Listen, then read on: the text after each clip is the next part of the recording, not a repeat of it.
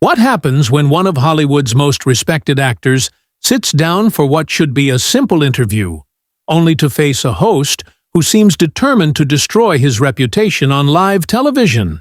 In a matter of seconds, a single comment would turn a promotional appearance into an absolute disaster that nobody saw coming. Denzel Washington walked onto the set of the Tamron Hall Show that Tuesday morning, expecting the usual routine. He had a new film to promote, some light questions about his career, maybe a story about his family. What he got instead was something completely different, something that would shock everyone watching. The cameras rolled as Tamron Hall sat across from one of the most beloved actors in America. Her smile looked friendly enough, but there was something behind her eyes that felt cold and calculating, like she had been waiting for this moment for a very long time. "So, Denzel," Tamron began, leaning forward in her chair with that practiced television smile, "I have to ask you about something that's been on everyone's mind lately." Denzel shifted slightly, his eyebrows raising just a bit. He had been doing interviews for decades. He knew when something felt off. "Sure, what's that?" "Well, there have been some rumors floating around about your behavior on set. Some people are saying you can be quite difficult to work with, that you think you're better than everyone else." The studio went quiet. The crew members behind the cameras exchanged glances. This was not what anyone expected. Denzel's jaw tightened, but he kept his composure. He had dealt with difficult questions before. "I'm not sure where you're getting that information from," Denzel replied calmly. "I've been in this business for over 40 years. I think my track record speaks for itself. I work hard. I show up prepared, and I treat everyone with respect." But Tamron wasn't done. She shuffled through some papers on her desk, making a show of looking through notes. "Actually, I have some specific examples here. A source on your last film set told us that you refused to speak to several crew members, that you demanded your own private bathroom and wouldn't use the same one as everyone else." "That's completely untrue," Denzel said, his voice getting a little sharper. "I don't know who your source is, but they're lying. I've never made those kinds of demands. Ever." The audience was starting to murmur. They could feel the tension building. This wasn't going the way anyone thought it would. Tamron Hall was supposed to be the friendly host, the one who made her guests feel comfortable. But right now, she looked like a prosecutor in a courtroom. "Come on, Denzel," Tamron continued, her voice taking on a mocking tone. "You don't have to pretend with us. We all know how Hollywood works. The big stars think they can do whatever they want. They think the rules don't apply to them." "I'm not pretending anything," Denzel replied firmly, "and I resent the implication that I think I'm above anyone. I started from nothing. I worked my way up through hard work and dedication.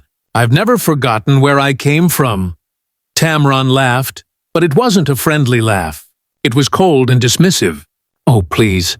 You've been living in your mansion in Beverly Hills for so long, you probably don't even remember what regular people look like." The camera captured the moment perfectly. Denzel's face changed. The polite smile disappeared. His eyes narrowed. He sat up straighter in his chair. "Excuse me?" "You heard me," Tamron said, leaning back with a smug expression. "When's the last time you actually talked to a normal person? Someone who wasn't paid to kiss up to you. Someone who wasn't hoping to get something from the great Denzel Washington." The crew was getting uncomfortable. They had worked on hundreds of interviews, but they had never seen anything like this. The producer in the control room was frantically trying to figure out what to do. This was live television. There was no taking it back. "I talk to normal people every day," Denzel said, his voice getting louder. "My neighbors, people at the grocery store, fans who approach me on the street. I don't live in some bubble like you're suggesting." "Right," Tamron said sarcastically. "I'm sure you do your own grocery shopping. I'm sure you pump your own gas and wait in line at the bank like everyone else." "As a matter of fact, I do," Denzel shot back. "I don't know what kind of person you think I am, but you're way off base here." Tamron rolled her eyes dramatically. "Come on, Denzel. Stop trying to be the everyman. We all know you have people for everything. You probably haven't touched a dollar bill in 20 years. That was it. That was the moment everything changed. Denzel stood up from his chair slowly, his hands clenched into fists at his sides. The microphone clipped to his jacket picked up every word as he spoke in a voice that was calm but filled with controlled anger. "You know what?" he said, looking directly into Tamron's eyes. "I came here to talk about my work, to talk about a film that I'm proud of, but instead, you want to attack my character based on lies and assumptions." Tamron seemed surprised by his reaction, but she doubled down. "I'm just asking the questions that people want to know the answers to." "No," Denzel said firmly. "You're not asking questions. You're making accusations, and they're false accusations. I don't know what your problem is with me, but I'm not going to sit here and let you disrespect me on national television." The audience was completely silent now. They could sense that something big was about to happen. The camera operators didn't know where to point their cameras. Should they focus on Denzel? On Tamron? On the shocked faces of the audience? Tamron realized she had pushed too far, but her ego wouldn't let her back down. "Oh, so now you're the victim?" she said with a nasty smile. "The poor, misunderstood movie star who just wants to be treated fairly." Denzel took a deep breath, trying to maintain his composure, but his patience was running out fast. "You know what your problem is?" Denzel said, his voice cutting through the silence like a knife.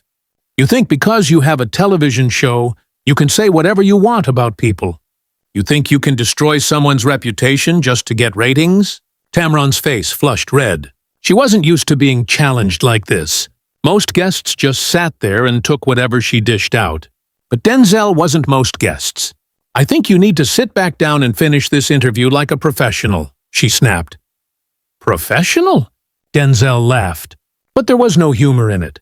"You want to talk about being professional? A professional host does their homework. A professional host asks real questions about their guest's work. A professional host doesn't ambush people with made-up stories." The producer in the control room was having a panic attack. This was supposed to be a simple promotional interview. Now, it looked like World War III was about to break out on live television. The ratings were probably through the roof, but this was a disaster. "Those stories aren't made up," Tamron insisted, her voice getting shrill. "I have sources. I have people who worked with you who told me exactly what you're like behind the scenes." "Name them," Denzel demanded, stepping closer to her desk. "Go ahead. Name one person who said these things about me." "Just one," Tamron hesitated. She shuffled her papers again, buying time. "You know I can't reveal my sources. That's journalism 101. "Journalism?" Denzel's voice was incredulous. "This isn't journalism. This is a hit job. You decided you were going to take me down today, and you don't care if you have to lie to do it." The audience was completely captivated. Some of them were pulling out their phones to record what was happening. They had never seen anything like this on daytime television. This was better than any reality show. "I don't have to lie," Tamron shot back. "The truth about you is bad enough. You think you can just coast on your reputation forever? You think people don't see through your act?" "What act?" Denzel demanded. "What are you even talking about? I've spent my entire career trying to make good movies, trying to tell important stories. I've never claimed to be perfect, but I've always tried to do the right thing." Tamron stood up now, matching his energy. "Oh, please. You've been playing the same character for 30 years. The noble, dignified black man who never does anything wrong. It's all fake and everybody knows it." The words hung in the air like a bomb that had just exploded. The crew members behind the cameras looked at each other in shock. She had just crossed a line that nobody expected her to cross. This was no longer about being difficult on set. This was something much worse. Denzel's face went completely still. When he spoke, his voice was quiet, but everyone in the studio could hear every word. "What did you just say to me?" Tamron realized she had gone too far, but she was in too deep to back down now. You heard what I said. You've been playing a character your whole career. The perfect role model, the guy who never makes mistakes. But we all know that's not real. You think my dignity is an act? Denzel asked, his voice growing louder with each word. You think my integrity is fake?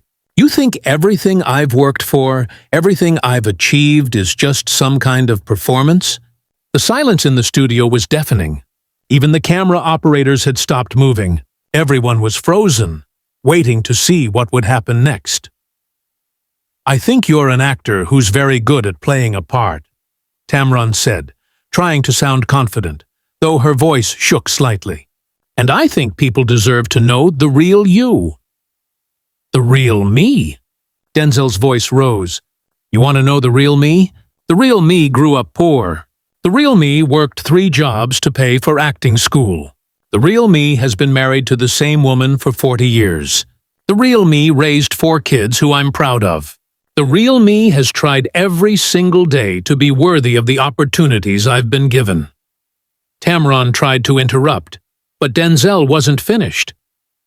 The real me volunteers at youth centers in my free time.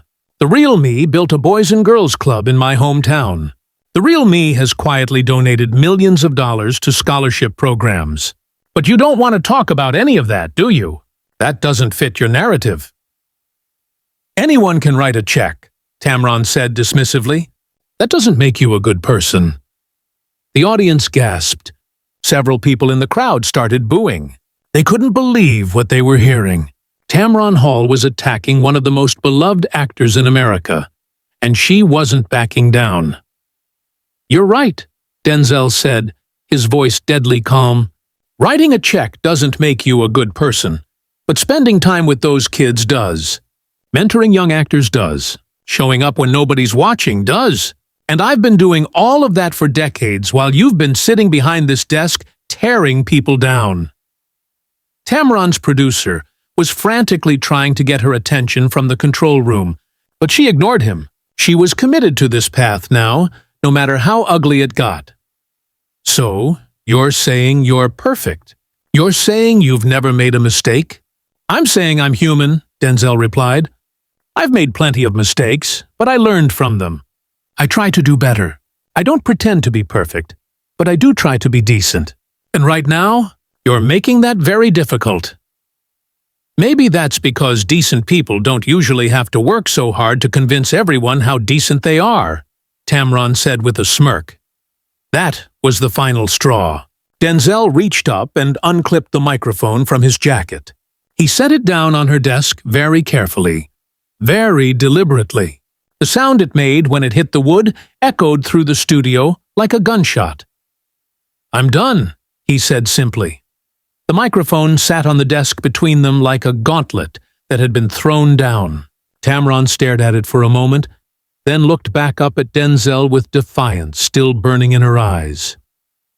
You can't just walk away from this, she said, her voice growing desperate. We're live on television. You have a contract. You have obligations. Denzel turned back to face her, and when he spoke, his voice was like steel.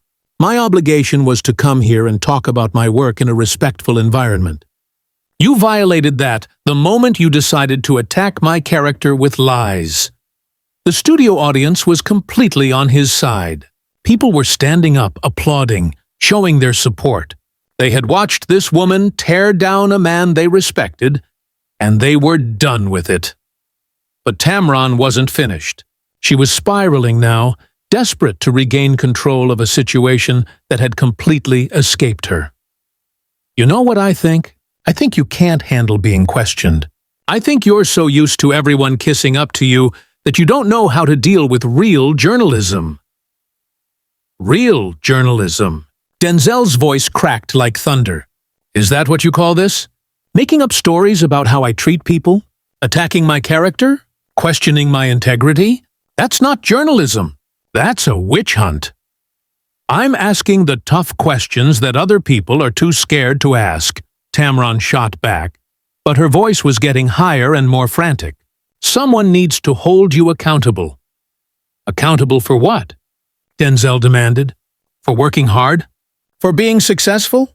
For trying to set a good example?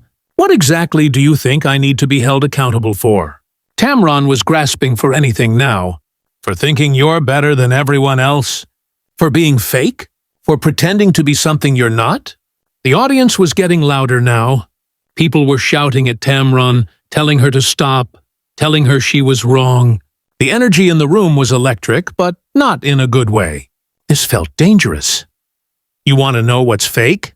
Denzel said, his voice cutting through the noise.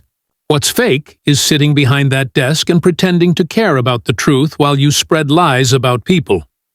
What's fake is calling yourself a journalist while you practice character assassination. I am a journalist, Tamron insisted, but her voice was weak now. I've been doing this for years. Then act like one, Denzel fired back. Ask me about my new movie. Ask me about the message we're trying to send. Ask me about the work I put into the character. Ask me something that matters instead of trying to destroy me for your own entertainment. Tamron looked around the studio wildly. Her crew was staring at her with disappointment.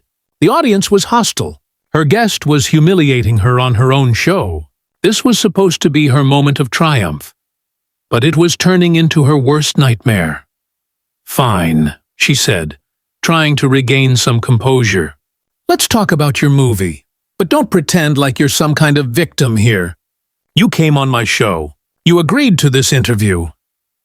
I agreed to an interview, Denzel said firmly. Not an ambush. There's a difference, and you know it.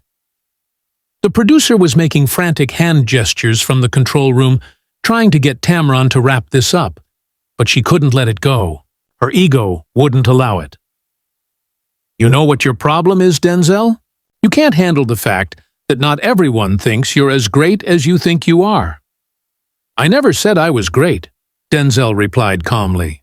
I said I try to be decent. I said I work hard. I said I treat people with respect.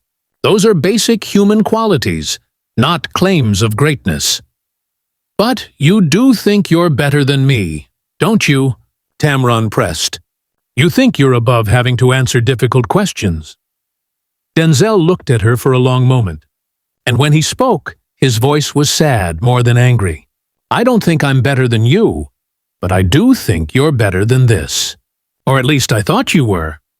Those words hit harder than any insult could have. Tamron's face crumpled slightly. For just a moment, she looked like she realized what she had done. But then the anger flared up again. Don't you dare try to psychoanalyze me, she snapped. You don't know anything about me. You're right, Denzel said quietly. I don't know you, but I know what I've seen here today. And what I've seen is someone who's more interested in tearing people down than building them up. Someone who's more interested in creating drama than seeking truth. He turned toward the audience, speaking directly to them. You all came here expecting to hear about movies and storytelling and the craft of acting. Instead, you got to watch someone try to destroy a man's reputation based on nothing but rumors and spite. The audience erupted in applause. They were completely with him now. Tamron looked around desperately, trying to find support somewhere, but there was none to be found. This interview is over, Denzel announced, his voice carrying to every corner of the studio. I came here in good faith, and I was met with bad intentions. I won't be a part of this anymore.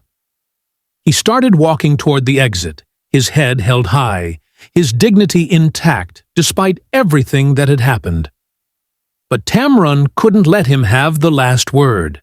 Go ahead and run, she called after him, her voice cracking with desperation. That's what people like you do when things get tough. You run back to your mansion and your yes men who tell you how wonderful you are. Denzel stopped walking. He turned around slowly, and the look in his eyes made everyone in the studio hold their breath. When he spoke, his voice was quiet, but it carried the weight of absolute authority. The only person running from the truth here is you, he said. You ran from honest journalism. You ran from basic decency. You ran from treating another human being with respect. and now you're running from the consequences of your own actions. With that, he walked off the set, leaving Tamron Hall sitting alone at her desk, facing a studio full of people who had just watched her destroy her own credibility in real time. The cameras kept rolling, capturing every second of her humiliation as the audience continued to applaud for the man who had just shown them what real dignity looked like under fire.